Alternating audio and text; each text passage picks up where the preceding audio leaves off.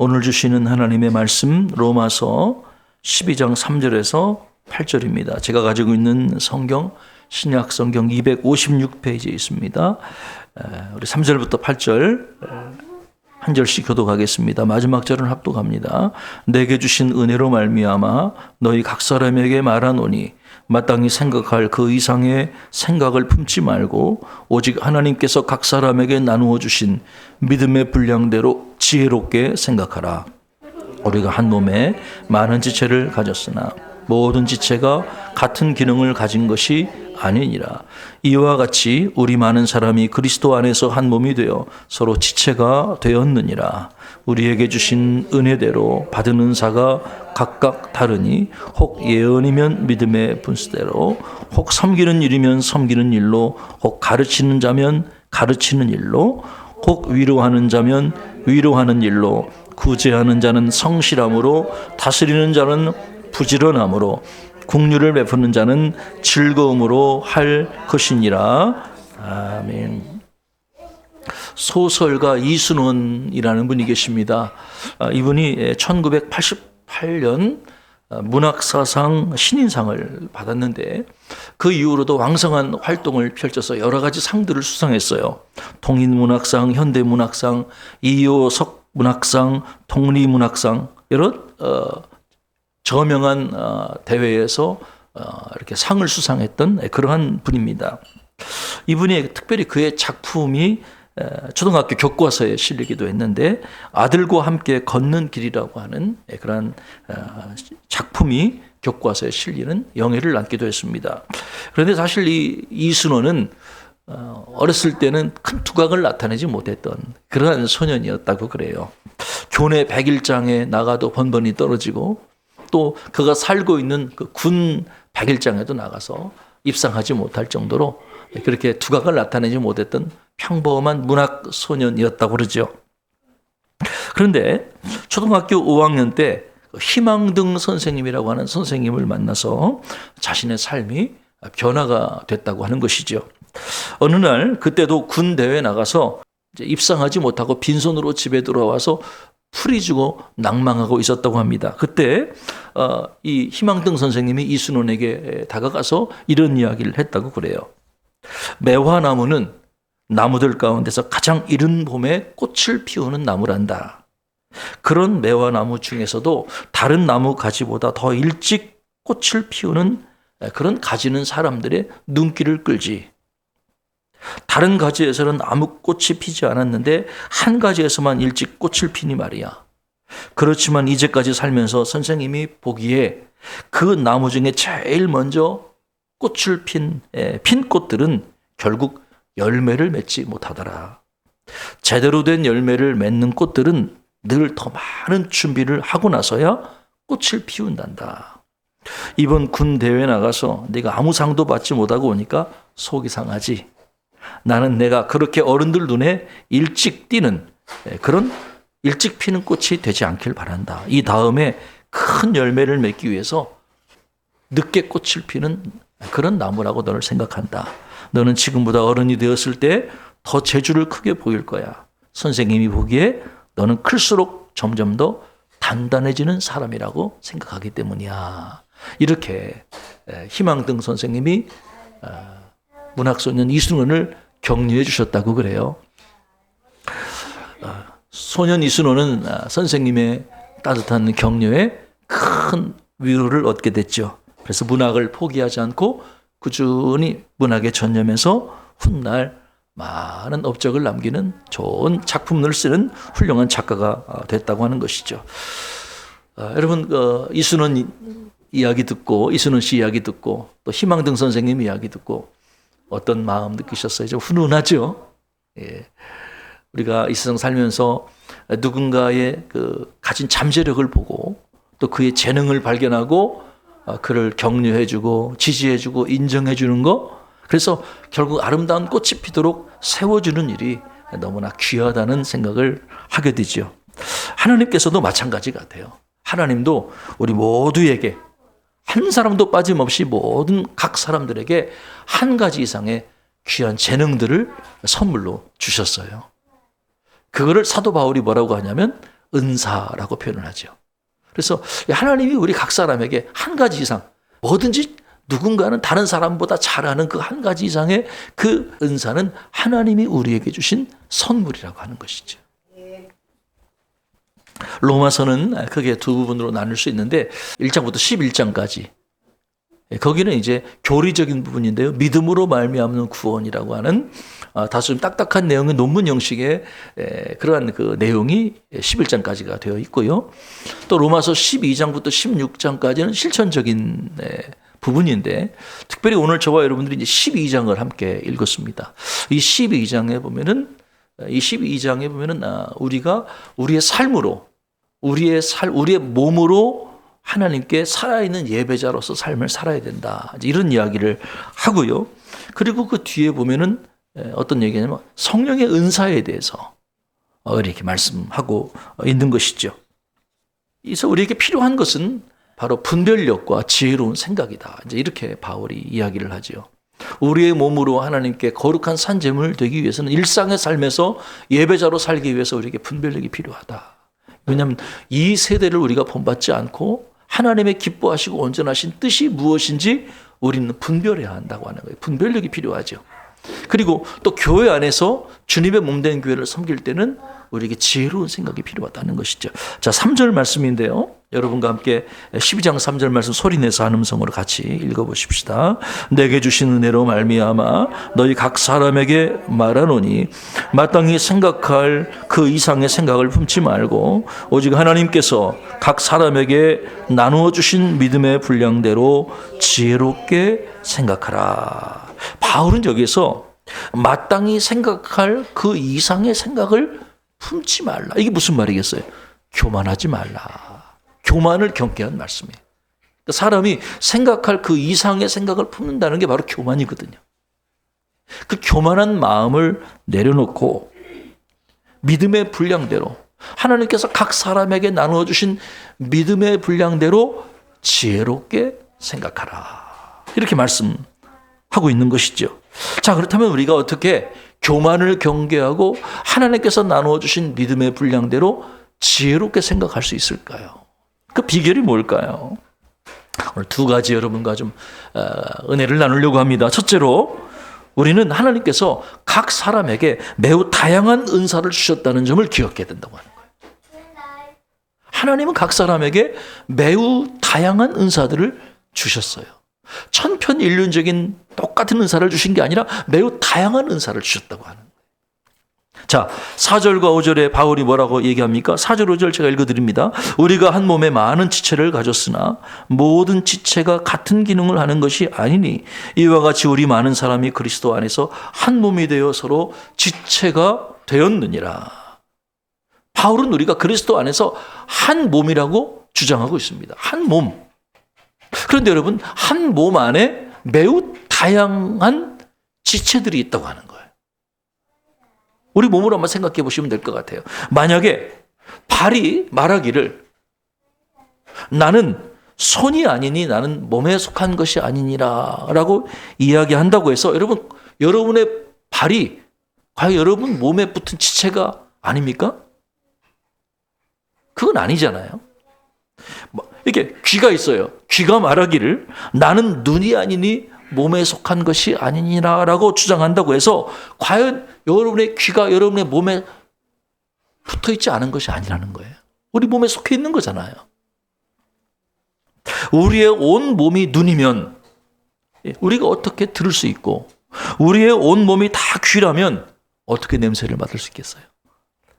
하나님께서 그분의 뜻대로 각자에게 주신 달란트대로 재능대로 하나님께서 우리를 다양하게 불러주셨다고 하는 거예요. 우리는 다 그리스도의 몸에 붙은 지체들이라고 하는 거예요. 한 몸이 한 몸에 붙은 다양한 지체들이라고 하는 거예요. 그래서 이 몸에 붙은 지체는 매우 다양하죠. 이거는 교회의 다양성을 의미합니다. 제가 볼 때 교회는 매주 다양해요. 똑같은 교회가 없어요. 전통적인 예배 스타일을 추구하는 교회도 있고요.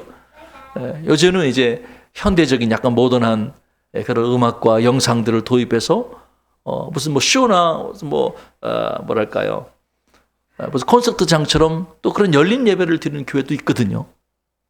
그러니까 매주 성찬하고 그런 어떤 전통적인 목사가 가운을 입고 그런 전통적인 예배 스타일도 있고 매우 현대적인 예배 스타일도 있고 그건 다 다른 거예요. 무엇이 옳고 그런 건 아니잖아요. 또 신학적인 전통도 매우 다양하죠. 어떤 교회는 칼뱅주의를 신봉하고 어떤 교회는 우리 교회처럼 웨슬리안 교회들이 있고 또 어떤 교회는 강력한 성령의 역사를 추구하는 오순절 계통의 성령운동을 하는 교회들도 있지요. 다 달라요. 이건 다를 뿐이지 틀린 게 아니에요. 매우 다양한 신학적 전통을 가지고 있는 것이죠. 심지어 한 교회에서 신앙생활하는 성도들 간에도 매우 다양한 차이들이 존재합니다. 정치, 경제, 또 교육 여러 가지 다양한 차이들이 한 교회 안에서도 존재해요. 그래서 우리가 이런 그 차이들이 때로는 우리에게 낯설음을 주기도 하죠. 그러나 가만히 생각해 보면은 우리가 이런 차이들이 있기 때문에 우리는 교회이고 거꾸로 생각해 봅시다. 똑같은 생각을 하고 똑같은 입장을 가진 천편일률적인 한 가지 생각을 하면 똘똘 뭉친 교회가 어떻게 보면 더 위험할 수도 있다고 하는 거예요. 공감하십니까? 좀 다르고 뭔가 좀 차이가 나는 것이 그게 어우러질 때 더 아름다운 것이지 정치 성향이나 또는 어떤 성령의 은사나 여러 가지 신학적 입장이 모두가 다 하나로만 모여 있다고 하면 그건 특수한 교회이지 일반적인 교회의 모습은 아니라고 하는 것이죠. 저와 여러분이 함께 신앙생활하는 이유는 우리가 똑같은 생각을 하기 때문이 아니라고 하는 거. 오히려 우리가 서로를 존중하고 서로의 차이점을 이해하고 받아들이려는 열린 마음과 겸손한 마음을 가졌기 때문에 오늘 저와 여러분들이 이렇게 한 교회 안에서 신앙생활을 할 수가 있는 것이에요. 목사님 저는 저런 사람하고는 신앙생활 함께 할 수 없어요 라고 우리가 생각할 수가 없는 것이지요. 왜? 하나님은 매우 다양한 지체로 우리를 불러주셨기 때문이라고 하는 거예요. 자, 교회의 다양성뿐만 아니라요. 교회 안에 보면 성령의 은사도 매우 다양하게 나타납니다.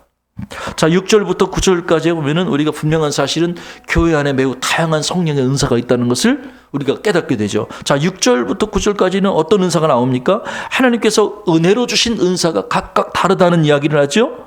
예언의 은사, 섬기는 은사, 가르치는 은사, 위로하는 은사, 구제하는 은사, 다스리는 은사, 긍휼을 베푸는 은사 등이 존재하는데 이것은 다 같지 않아요. 각각 다른 은사들을 하나님께서 교회 안에 지체들에게 주셨다고 하는 거지요. 은사뿐만 아니라 직분도 매우 다양합니다.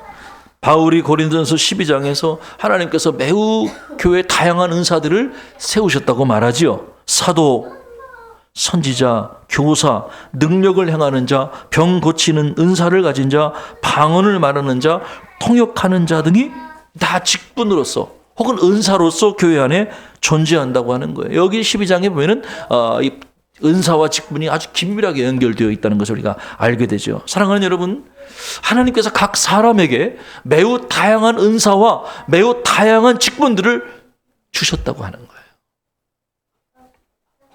그 어떠한 은사도 그 어떠한 직분도 다른 은사나 직분에 대해서 우월하거나 배타적이지 않고 다른 은사나 직분을 침해하지 않는다고 하는 거예요. 왜냐하면 그 모든 우리에게 은사를 주시고 혹은 직분을 주신 분은 누구냐는 거예요. 하나님께서 누구의 뜻대로 자기의 기쁘신 뜻대로 우리에게 그러한 은사들을 혹은 직분들을 허락해 주셨다고 하는 거예요. 할렐루야.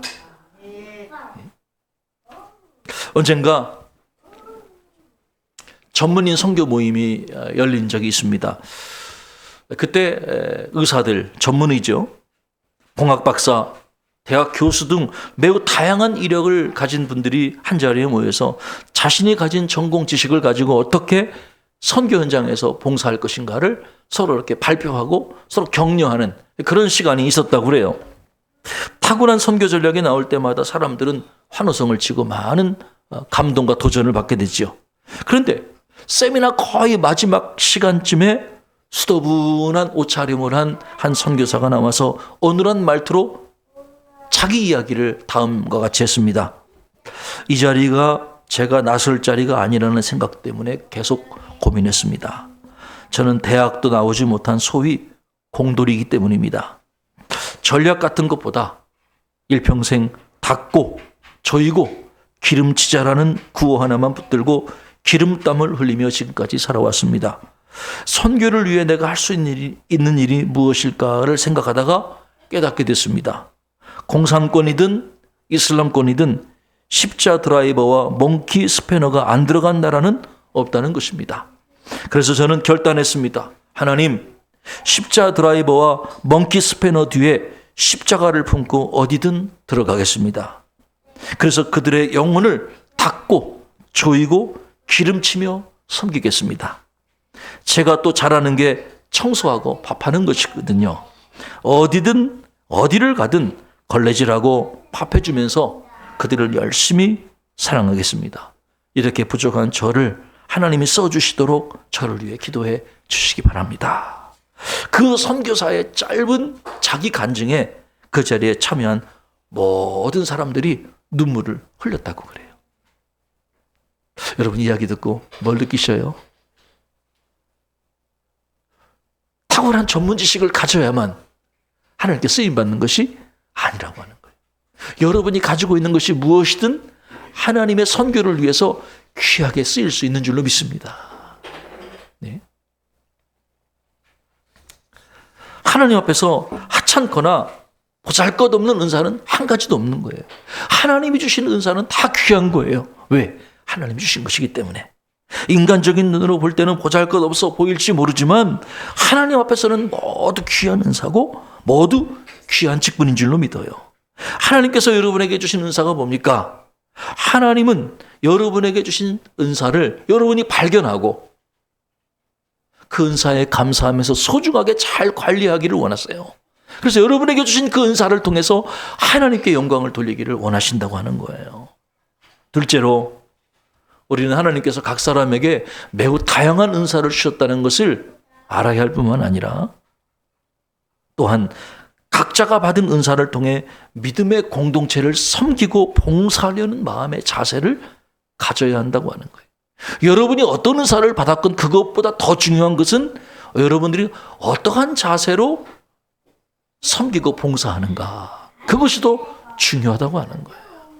하나님께서 우리에게 은사를 주신 이유는 감사하고 섬기고 봉사하라고 주신 거예요.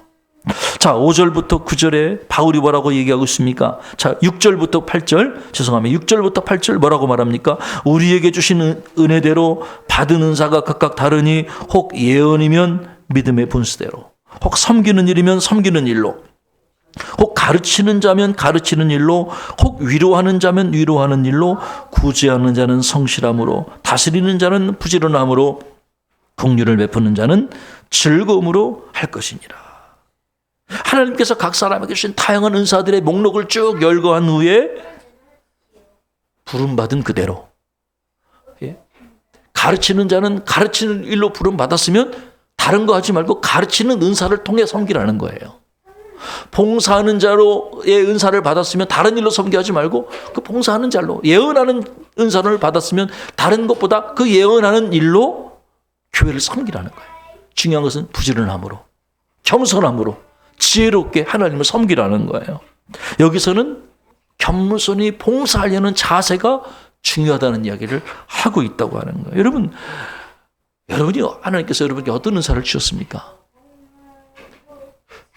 여러분이 받은 은사에 감사하고 그 작은 은사를 통해서도 겸손히 봉사하려는 그런 자세가 너무너무 중요하죠. 제가 지난 주간에 치유송례를 참여했어요. 치유 중간에 그 어떤 시간이 있냐면 예언을 받는, 개인적으로 1대1로 예언 받는 시간이 있더라고요. 저는 한편으로는 내가 누군가에게 예언 기도를 받는다는 게 좀 낯설기도 하고 약간 두렵기도 하고 한편으로는 약간 또 기대가 되기도 했어요. 무슨 예언을 하나님 주실까? 그래서 제가 이렇게 준비된 방에 올라갔더니 한 수복음 교단 목사님이 제 손을 이렇게 딱 붙들고 저를 위해 이렇게 딱 기도한 다음에 몇 가지 예언을 주셨어요. 인상에 남는 것들이 목사님 시편 32편 말씀을 좀 많이 읽고 묵상하세요라는 말씀이고, 그 두 번째로는 뭐냐면 목사님 안에 하나님 말씀이 계시네요 하는 거였어요. 목사님 안에 말씀이 계시네요. 그동안 목사님이 목사님 안에 계신 그 말씀을 잘 붙들고 지금까지 잘 견디오셨네요. 하나님이 목사님을 사랑하셔서 오른손으로 목사님을 붙들어 주신다고 말씀하십니다. 할렐루야. 그렇게 저한테 예언을 해주셨어요. 그래서 제가 그 예언을 듣고 나오면서 처음 보는 분인데 저분이 내가 늘 말씀 묵상하고 말씀 사랑하는 거 어떻게 알았지? 그래도 하나, 참 위로가 되는구나. 이게 예언이라고 하는 것이 낙심에 빠진 성도들을 세워주는 아주 훌륭한 참 은사구나 하는 걸 깨닫게 됐어요. 여러분, 물론 저에게 그 예언을 해주신 분은 지금 잠깐 만난 거예요. 그리고 저를 위해 잠깐 기도해 주신 거예요. 저는 그분과 한 번도 대화해 본 적이 없어요. 그래서 그분의 그 저를 위해 예언해 주신 은사를 가진 그 목사님의 예언이 저는 온전하다고는 생각하지 않아요. 왜냐하면 이 세상에서 우리는 부분적으로 알고 부분적으로 예언할 수밖에 없다고 사도 바울이 고린도전서 13장 9절에서 말하고 있기 때문에 그래요. 여러분, 저도 마찬가지예요. 제가 지금 여러분에게 설교하고 하나님 말씀을 전하고 있지만 저는 온전히 알지 못합니다. 저는 부분적으로 알고 부분적으로 예언하는 거예요. 분명한 것은 예언의 은사라고 하더라도 그것이 온전한 것은 아니에요. 부분적으로 알고 부분적으로 예언해요. 저는 초대교회의 그 예언 사역이 오늘날에도 계속 존재하고, 그리고 무엇보다도 매주 목사의 설교 사역을 통해 지금 발전되고 있다고 저는 개인적으로 그런 믿고 있는 사람이에요. 그러니까 오늘날의 목사의 설교는 어떻게 보면 예언적인 기능을 감당하는 거예요. 왜? 하나님 말씀으로 지금 여러분을 가르치고 있는 것이기 때문이죠. 분명한 사실은 그 예언의 은사에 관해서 분명한 사실은 우리가 그 예언의 은사를 통해 믿음의 공동체를 섬기고 봉사해야 된다고 하는 거예요. 낙심에 빠진 성도들을 위로하고 격려할 수 있어야 된다고 하는 거예요. 아까 제가 초반에 말씀드렸던 그 희망등 선생님처럼 문학소년의 을 격려하고 위로할 수 있는 그러한 것이 우리에게 필요한 거예요. 그게 교회 안에서 행해지는 은사라고 하는 거예요. 이번 치유성의 시간에 기도 시간이 참 많더라고요. 새벽 1시까지 집회를 하니 다 기도 시간이에요. 근데 기도하다가 문득 갑자기 우리 최 권사님 생각이 나는 거예요. 하나님, 최 권사님의 그 왼쪽 아픈 팔 생각이 나더라고요. 그래서 제가 이번에 기도하면서 하나님, 우리 최 권사님 왼쪽 아픈 팔 고쳐주세요. 팔이 아파서 저렇게 고생을 하시는데 하나님의 시간 찾아가셔서 만져주시고 안수해 주세요. 그리고 제가 최 권사님을 위해서 사랑의 마음으로 간절히 기도해 드렸어요. 집회 마치고 집에 돌아와서 수요일 날 최 권사님께 전화를 드렸어요. 권사님 기도해 주셔서 잘 마치고 돌아왔습니다. 그런데 이번에 기도하다가 권사님 왼쪽 팔 치유받도록 제가 기도했는데 함께 기도해요 하고 이제 그렇게 말씀을 드렸어요. 그런데 그 다음날 목요일 날 최 권사님이 저에게 아주 반가운 목소리로 전화를 해서 목사님 기쁜 소식이 있어요. 그렇게 전화를 주시는 거예요. 뭐예요? 무슨 기쁜 소식이 있을까요? 목사님 기도해 주셔서 저 왼쪽 팔 다 나았어요. 이틀 전부터 왼쪽 발에 통증이 사라지고 오늘 아침에 버스 이제 봉고차 타고 오면서 저한테 팔을 번쩍 드는 거예요. 원래 팔을 못 들었대요. 목사님 아파서. 근데 팔을 들고 물론 100% 다 나은 건 아니지만 100% 다 나은 건 아니지만 손이 올라가지 않았는데 팔이 올라간다고 저한테 팔을 올려 보여주시더라고요. 그리고 팔이 쑤셔서 잠을 깊이 못 잤는데 이틀 전부터 목사님 기도해 주셔서 팔이 아프지 않고 깊이 잠을 자게 됐습니다. 할렐루야. 우리 하나님께 영광의 박수 한번 돌려드리십시다.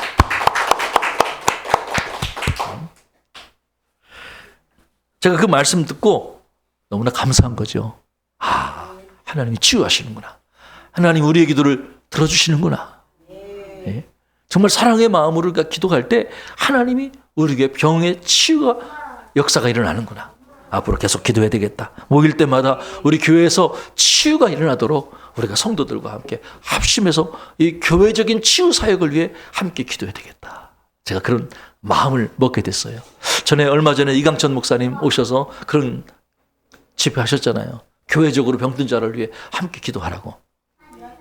개인적인 치유의 은사를 받는 것도 중요하지만 더 중요한 것은 교회가 병자를 위해 함께 기도해야 한다고 하는 거예요. 우리 김민성 집사님, 우리 황 집사님 둘째 아기도 위해서도 함께 기도해 주셔서 지금 많이 좋아지고 있다니까 함께도 계속 기도해 주시기를 부탁을 드립니다. 여러분, 하나님께서 여러분에게 주신 은사를 통해서 여러분 나 자신을 나타내고 드러내려고 하기보다는 믿음의 공동체를 겸손히 섬기려는 자세가 꼭 필요합니다. 그러니까 겸손해야 하나님이 쓰시는 거예요. 교만하면 하나님이 그 은사 거두고 가시는 거예요. 예. 하나님이 우리에게 주실 때 겸손함으로 섬기면 그게 복이 되고요. 그러나 교만하면 하나님이 거두고 가셔요. 하나님께서 각 사람에게 주신 은사를 통해서 하나님께 영광 돌리고 주님의 몸된 교회에 유익을 주는 저와 여러분이 되어지기를 주의 이름으로 권면합니다. 그래서 우리가 주의할 점 몇 가지들이 있어요. 은사와 관련돼서 따라해 보세요. 큰 소리로. 비교 금지, 교만 금지, 자랑 금지, 경쟁 금지. 마귀가 교만의 역사하면 누군가 자꾸 경쟁하려고 그래. 야, 저 사람은 나보다 더 주목받네. 교회 안에서. 예. 여러분, 분명한 것은요, 하나님의 사역을 감당하는 자의 경건과 기도의 능력으로 그런 일의 역사가 일어나는 게 아니라고 하는 거예요. 하나님이 역사하시는 거예요. 예? 기도 많이 한다고 되는 게 아니라 그 개인의 경건과 노력으로 되는 게 아니라 하나님의 역사는요, 마치 어린아이처럼 순수하게 섬기려는 겸손한 자를 통해서 하나님이 역사하시는 거예요. 그러니까 여러분, 너무 목사나 누구 은사 받은 사람에게 주목하지 마세요. 여러분, 어디 가야 역사가 일어나는 게 아니에요. 예? 어디 가야 누구에게 안수 받아야 병 고치고 귀신 떠나가는 게 아니라 주님 이곳에 역사하시고 우리가 사랑의 마음으로 합심하여 기도할 때 주님이 역사하시는 거예요. 두세 사람이 내 이름으로 모여 기도할 때 주님이 함께 해주시겠다고 임재의 약속을 해주신 거잖아요. 그러니까 사람에게 주목하지 말고 유명한 부흥사에게, 부흥은 유명한 부흥사가 갖다 주는 게 아니에요. 부흥은 하나님이 가져다 주시는 거예요. 다른 사람과 여러분 경쟁하거나 비교할 필요도 없는 거예요. 각 사람에게 하나님이 주신 은사를 소중히 여기고 겸손히 섬기고 봉사하려는 마음을 끝까지 지켜나가길 주의 이름으로 축복합니다. 기독교 역사에 살았던 5세기의 성 패트릭이라는 분이 계신데, 이분이 16살 때 비극적인 일을 겪게 되죠. 아일랜드 해적들에게 납치가 돼서 노예로 끌려갑니다. 그리고 강제 노역을 당하는 아픔을 겪게 되죠. 6년 동안 노예 생활을 하다가 가까스로 탈출해서 패트릭은 프랑스의 한 작은 섬에 도착을 하게 됩니다. 그 섬에서 패트릭은 18년 동안 수도원에 들어가서 영적인 훈련을 받게 되지요. 그런데 그곳에서 수도원장에게 하나님 말씀으로 양육을 받고 또 귀한 은혜를 체험하게 됩니다. 이후에 패트릭은 자기 고향이었던 웨일즈로 돌아가서 살아가는 가족의 품에 안기게 됩니다. 그가 고향에서 가족과 함께 평안한 삶을 살고 있던 어느 날 그는 마게도냐 환상과 같은, 바울이 봤던 마게도냐 환상과 같은 것을 체험하게 돼요. 한 아일랜드 사람이 나타나서 음성을 듣게 되죠. 패트릭, 이리로 와서 우리와 함께 지냅시다. 패트릭, 이리로 건너와서 우리를 도와주세요. 그 아일랜드 해적한테 납치당해서, 아일랜드는 아주 치가 떨리는 지역인데 자기에게 고통을 주고 상처를 줬던 그 아일랜드 사람이 환상 중에 나타나서 이리 와서 우리를 도와주세요라고 하는 음성을 듣게 돼요. 이 환상과 비전이 주님의 음성처럼 그에게 다가왔죠. 패트릭, 너는 너의 안락한 삶을 포기하고 황무지와 같은 아일랜드로 건너가서 나의 복음을 전할 수 없겠니라는 주님의 음성처럼 다가왔습니다. 고민하던 패트릭이 가족과 헤어져서 다시 아일랜드에 들어가서 하나님의 복음을 전합니다. 그리고 그곳에서 일생을 마감하게 되죠. 패트릭이 하나님의 말씀에 순종했을 때 놀라운 열매를 거두게 됩니다. 패트릭이 그곳에 들어갈 때는 아일랜드의 교회와 그리스도인들이 한 명도 있지 않았어요. 그런데 그가 죽을 무렵에는 그 마을과 그 나라에 기독교 신자가 아닌 사람이 한 사람도 없을 정도로 놀라운 영적인 열매를 거두게 되는 것이죠. 사랑하는 여러분, 우리가 하나님의 뜻을 분별하고 그 뜻에 순종하는 일이 너무너무 중요한 것입니다. 하나님께서 우리에게 매우 다양한 은사를 주셨다는 것을 우리들이 기억하고 여러분이 받은 은사를 통해서 겸손히 섬기고 봉사하려는 마음의 자세를 꼭 갖기를 바랍니다. 그러한 자세로 여러분들이 주님의 교회를 섬길 때 하나님께서 영광을 받을 것이고 여러분 가정에 복이 될 것이고 우리 교회도 놀라운 축복과 부흥의 역사로 일어나게 될 것입니다. 이 귀한 은혜가 여러분과 함께 하시기를 주님의 이름으로 축원합니다. 기도하시겠습니다. 우리에게 성령의 은사와 직분을 주셔서 주신 은사를 통해 주님의 몸된 교회를 섬기도록 인도해 주신 하나님 감사합니다. 더 겸손히 섬기게 하시고 봉사하게 하시고 또 하나님 우리에게 주신 은사를 잘 관리해서 하나님 교회에 유익을 끼치는 저희의 삶이 되도록 역사해 주옵소서. 주님, 우리에게 성령의 은사를 충만히 내려 주시옵소서. 사모합니다. 성령의 은사를 사모합니다. 더 큰 은사를 우리에게 주셔서 주신 은사 가지고 하나님의 교회를 아름답게 세워가는 저희들이 되게 하옵소서. 아멘. 감사드리며 예수 그리스도의 이름으로 간절히 기도하옵나이다. 아멘.